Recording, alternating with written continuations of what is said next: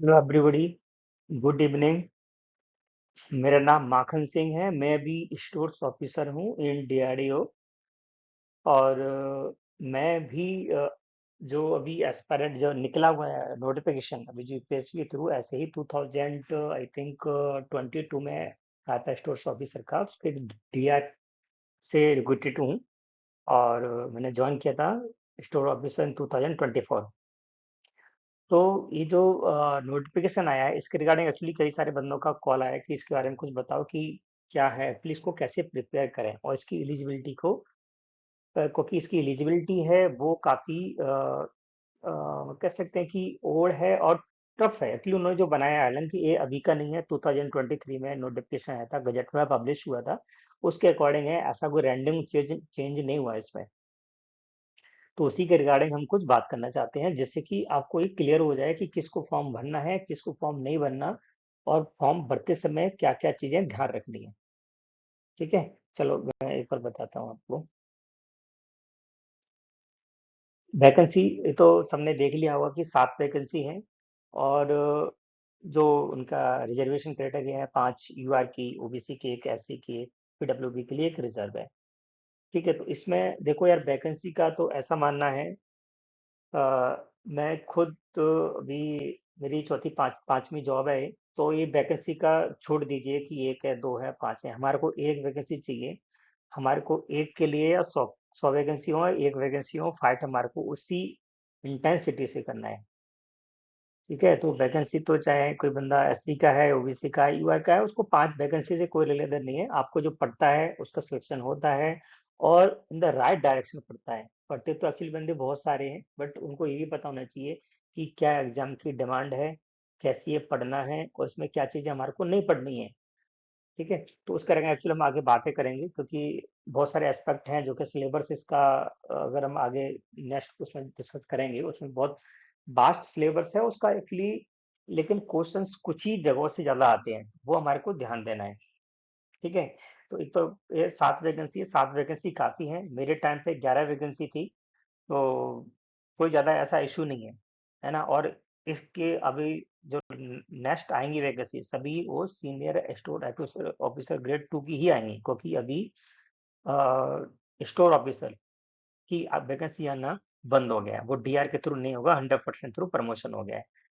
ठीक है, तो ये बहुत अच्छी अपॉर्चुनिटी है, क्योंकि फर्स्ट टाइम ये एसएसओ 2 का नोटिफिकेशन आया है। और आगे इसका प्रमोशन एस्पेक्ट आपको मतलब थोड़ा ठीक ही मिलेगा एज कम्पेयर टू अदर, क्योंकि एक्चुअली इसमें आपको कम से कम कोई 5 साल का तो रेजिडेंसी पीरियड ही होता है। आगे एक्चुअली उसके लिए हम नेक्स्ट बात करेंगे, उसका प्रमोशनल एस्पेक्ट वाला, उसमें भी और भी सारी चीजें हैं। पहले हम इसको बात कर लेते हैं कि क्या क्या एलिजिबिलिटी का क्राइटेरिया क्या है। तो पे लेवल 10 है, बहुत अच्छी, मतलब as compare to other autonomous body, क्योंकि मैंने ऑटोनोमस बॉडीज में भी 3 ऑटोनोमस बॉडी में काम कर गया हूँ, उसमें एज कम्पेयर टू द कुछ चीजें अलग हैं। 100% अडल्ट कंडीशन कहीं पे नहीं होती है। कुछ चीजें अच्छी हैं सेंट्रल गवर्नमेंट में आने में। कुछ चीजें एज कम्पेयर टू आई मतलब जो ऑटोनमस बॉडीज होती हैं उसके कंपेरिजन में ठीक भी नहीं है। ठीक है, तो वो एक है, पर लेकिन ओवरऑल गजेस्टेड पोस्ट है, लेवल 10 है, ग्रुप ए है और काफी अच्छा है।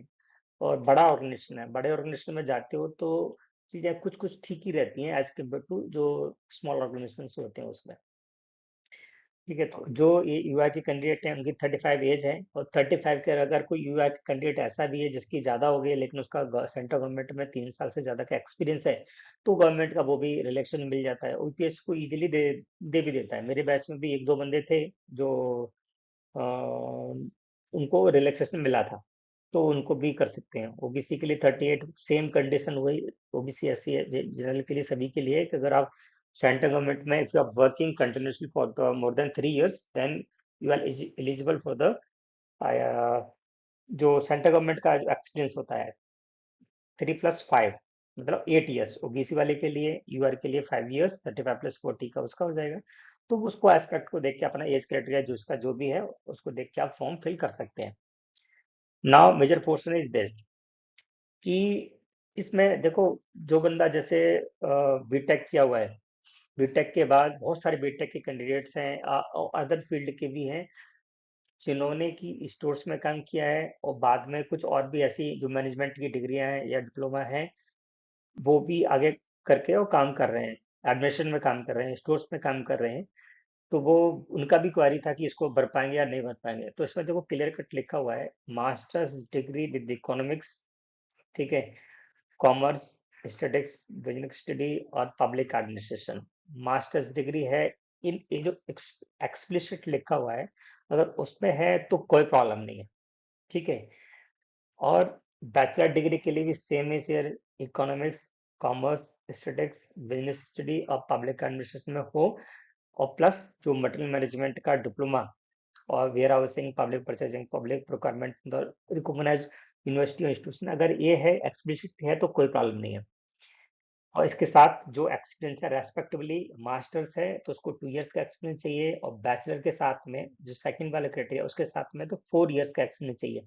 और इसमें एक और चीज बता दूं, कोई भी पे का रिस्ट्रिक्शन नहीं है, क्योंकि कई उसमें जैसे एक वैकेंसी आई थी उसमें लेवल 7 का रिस्ट्रिक्शन था कि लेवल 7 का एक्सपीरियंस चाहिए, बट इस केस में नहीं है, क्योंकि इसमें कहीं भी लेवल डिफाइन नहीं किया। और मेरे वाले बैच में भी कई सारे कैंडिडेट्स ऐसे हैं जो कि लेवल 2 से डायरेक्ट लेवल 7 पे आए हैं, और ऑटोनमस बॉडीज में जो पीएसयू में काम कर रहे थे, जिसका कि लेवल आई थिंक बहुत क्या था कि लेवल, आई थिंक वो भी एकदम स्टार्टिंग वाला पोर्शन था उनका, ई ग्रेड वगैरह का सिस्टम होता है कुछ, तो उसमें वो भी मतलब एज कम्पेयर टू यूडीसी भी नहीं थे यहाँ पे, उनका भी सिलेक्शन हुआ है। तो पे वाला रजिस्ट्रेशन नहीं है, अगर आप क्रिटेरिया मैच कर रहे हो, जो एसेंशियल क्वालिफिकेशंस हैं उसको मैच कर रहे हो, एक्सपीरियंस आपके पास है, तो आप बेधड़क फॉर्म भरिए और अच्छे से तैयारी कीजिए। तैयारी के लिए हम एस्पेक्ट अलग से बात करेंगे।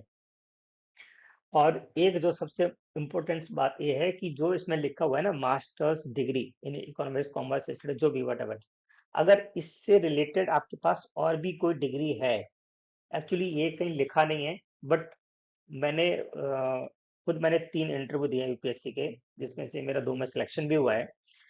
तो मैं आपको ये बता सकता हूँ कि इसमें जो लिखा हुआ है एक्सप्लिसिटली वो ठीक है, बट अगर आपके पास कोई ऐसी डिग्री है जो कि इससे मिलती है, ठीक है, इससे मिलते बोले तो जैसे अगर आपने मास्टर्स किया हुआ है इन बिजनेस स्टडी की जगह बिजनेस मैनेजमेंट में किया हुआ है ना, जैसे एमबीए।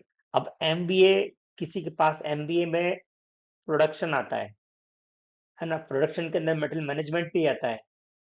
एमबीए इन फाइनेंस किया हुआ है तो फाइनेंस में भी एंगल आता है। तो यूपीएससी 90%, मुझे जहाँ तक चांस लग रहा है 90%, लास्ट टाइम तो किया था एक दूसरे इक्विपमेंट में किया था, सोर्स वाली में नहीं, तो उसको रिलैक्स भी करता है। और बाद में जब उसकी मोड ऑफ मॉडल जो मॉडलिटीज आता है कि कैसे कैसे उन्होंने कैंडिडेट को शॉर्टलिस्ट किया हुआ है, तो उस केस में उस टाइम फाइनल पता चलता है। अगर नंबर ऑफ कैंडिडेट्स अगर सीमित ही रहे, कम रहे, उतने ज्यादा हेल्दी हेल्दी कंपटीशन नहीं हो पाया, तो उसको यूपीएससी रिलैक्स भी करेगा। तो अगर आपको लगता है कि if you are suitable candidate and you are meeting more and less this qualifications, तो आप फॉर्म भरिए, ये तो हुआ एजुकेशन क्वालिफिकेशन के अकॉर्डिंग। लेकिन अब एक्सपीरियंस वाला पॉइंट है, देखो जिसमें अभी इसमें 2 इयर्स का एक्सपीरियंस है, अगर किसी का कि हमारे लास्ट 2-3 बैच का मैं बताता हूँ, कई कैंडिडेट्स ऐसे होंगे जो कि प्योर स्टोर्स में काम उन्होंने नहीं किया होगा, बट अगर आपने किसी और भी डिपार्टमेंट में रह के स्टोर्स वाला काम किया हुआ है सॉरी, मेरी बात को ध्यान से समझना है कि अगर आप स्टोर्स में काम नहीं किया, लेकिन सपोज जैसे आप स्टोर्स में काम नहीं कर रहे हो, लेकिन बरक्स डिपार्टमेंट में काम कर रहे हो। अब बर्क्स, कई ऑर्गेनाइजेशन क्या करते हैं कि बर्क्स की जो परचेज है, वो कुछ परचेज वो बर्क्स डिपार्टमेंट अलग से करता है, वो सेंट्रलाइज जहाँ पे स्टोर से वहां से परचेज नहीं करता, ठीक है। तो अगर आपने वो भी काम हैंडल किया हुआ है, तो भी आपको यूपीएससी कंसीडर करता है। और ऐसा बिल्कुल भी नहीं है, आपके एक्सपीरियंस सर्टिफिकेट में आपके में लिखा होना चाहिए कि you are dealing with such and such things, that's it. ये डिपेंड बिल्कुल ये नहीं है कि आप की डेजिग्नेशन स्टोर्स में होनी चाहिए या स्टोर्स में आपका प्रॉपर वर्किंग होना चाहिए, नहीं, ऐसा नहीं है। कई बट कैंडिडेट्स ऐसे थे इसमें, जो मेरे वाले बैच में भी, और इससे जो मेरे से सीनियर्स का बैच था उनसे भी मेरी बात हुई थी, जबकि वो तो कोर टेक्निकल में थे। अब टेक्निकल वाला बंदे को स्टोर्स ऑफिसर में उनका सिलेक्शन हुआ मेरे से पहले वाले बैच का, और एक नहीं कई सारे कैंडिडेट हैं, इवन नेवी वाले 2-3 कैंडिडेट हमारे साथ। वो उनका खुद का भी कहना था कि उन्होंने तो कभी ये काम किया नहीं, वो तो टेक्निकल में थे, 100% उनकी तो ड्यूटी सेलिंग में रहती थी। ठीक है, लेकिन चार्ज पे जाता था, जब उनकी सेलिंग होती थी तब वो जो परचेज करते थे उसी को उन्होंने दिखाया और सिलेक्शन हुआ। तो होता क्या है, जब इंटरव्यू होता है ना, तो उस टाइम आपका डिसाइड कर लिया जाता है कि हाँ ठीक है, मोरलेस कैंडिडेट अगर एग्जाम क्लियर करके आया है और क्वालिफिकेशन मोरलेस मीट कर रहा है, तो यूपीएससी क्या करता है, उसमें उस कैंडिडेट को रिकमेंड कर देता है कुछ ट्रेनिंग्स के लिए, कि आपको इतने दिन की ट्रेनिंग के लिए रिकमेंड किया जाता है। 6 महीने की, 3 महीने की, 1 साल की, कई कई बंदे को तो 1 साल की किया भी है। ठीक है, तो ये चीज है, तो आप इसमें फॉर्म भरिए, जितना आपको अगर लगता है कि स्टोर्स में काम किया है आपने, तो फिर धड़क भरिए। ठीक है, अब स्टोर्स में जो एक्सपीरियंस आपको बनवाना है, उस टाइम ये ध्यान रखना है कि आपकी जो स्टोर्स एक्सपीरियंस वाले में जो पॉइंट है, आप वही पॉइंट डलवाइए जिसको कि आप इंटरव्यू टाइम पे डिफेंड कर पाए, क्योंकि इंटरव्यू आपका जो आप एक्सपीरियंस सर्टिफिकेट अभी सबमिट करेंगे, उसी के बेस पे आपका इंटरव्यू होगा। वो कुछ नहीं करते, अब at the time of interview documentation वगैरह बनाते हैं, बट वो कहीं पे नहीं जाते, बोर्ड के पास जाते नहीं है। आपका जो एप्लीकेशन है ये वाला, प्लस आपका एक्सपीरियंस सर्टिफिकेट, वही उनके पास रहेगा।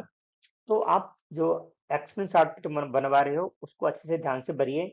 उसमें की पॉइंट्स का ध्यान रखना है बिल्कुल, कि हाँ यही मैंने काम किया है, उसको मैं डिफेंड कर सकता हूँ, उस तरह का चीज। और जो क्वालिफिकेशन वाला क्राइटेरिया है, देखो हालांकि टाइट तो है, बट अगर आपको लगता है कि आपने एमकॉम किया है या कॉमर्स में और भी कोई स्टडी उसमें किया हुआ है, तो आप भरो फॉर्म को और लेट दम यार, ट्राई करो। अच्छी वैकेंसी है, अगर हो जाता है तो क्या मतलब, ठीक है बिल्कुल। तो अगर बीटेक किया, बीटेक की, तो फिर तो आप नहीं भर पाओगे, लेकिन अगर कोई भी मैनेजमेंट से रिलेटेड डिग्री है आपके पास, जो कि business study, economics, commerce, statistics, और इवन जो प्रोडक्शन मैनेजमेंट में, प्रोडक्शन में अगर किसी की एमबीए भी है, और फाइनेंस में भी अगर एमबीए है, तो मैं तो कहता हूँ वो भी उस बंदे को फॉर्म में भरना चाहिए। क्योंकि लिटरली मैंने देखा है ये, मेरा 3 बार टाइम में इंटरव्यू दे के आया हूँ, ऐसे कैंडिडेट सेलेक्ट होते हैं। ठीक है, तो मेरा कहना यही है कि आप इसको भरिए और अच्छे से तैयारी कीजिए। जो आपको एक्सपीरियंस सर्टिफिकेट के लिए बोला है, उन चीज़ों का ध्यान रखना है। और इस जर्नी में आपकी थ्रू आउट मैं आपकी रीच में रहूंगा, तो कुछ भी इशू है आप लिखिए, उस वीडियो उस पे हम आगे डिस्कस करेंगे। ठीक है, अभी तो जस्ट ये क्योंकि कल ही नोटिफिकेशन आया है, कई कैंडिडेट्स का था कि अ, बताना है इसके बारे में, और थोड़ा सा कंफ्यूजन था। एक सेकंड। तो उस कैंडिडेट,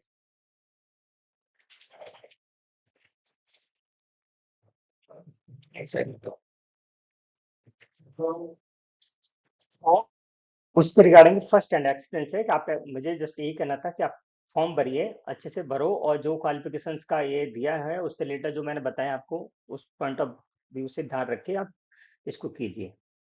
ठीक है, और भी अगर कुछ इशू है इसके बारे में, आपको बहुत सारी चीजें क्वेरीज रहती हैं, कोई क्यूरियोसिटी भी रहती है ना, कि कैसा डिपार्टमेंट है, क्या है, कैसे, बहुत सारी चीजें होती हैं, प्रमोशन प्रमोशन क्या है, ट्रांसफर क्या है, पे क्या क्या रहता है, कैसे पोस्टिंग होती है, डीआरडीओ के बारे में, तो ठीक है वो हम बताएंगे, डिस्कस करेंगे। लेकिन अभी तो आप फर्स्ट, आपकी प्रायोरिटी है कि आप अच्छे से विदाउट एनी मिस्टेक आप फॉर्म भरिए, और फॉर्म भरते समय भी क्या क्या चीजें ध्यान रखनी है, उसका मैं अलग से एक लेके आ रहा हूँ वीडियो, जिसमें कि फॉर्म बहुत अच्छा रोल प्ले करता है, ह्यूमन मैन रोल प्ले करता है। तो आप इसको, पहले आप फॉर्म भरो, ठीक है, उसके बाद देखते हैं। चलो, ठीक है, थैंक यू।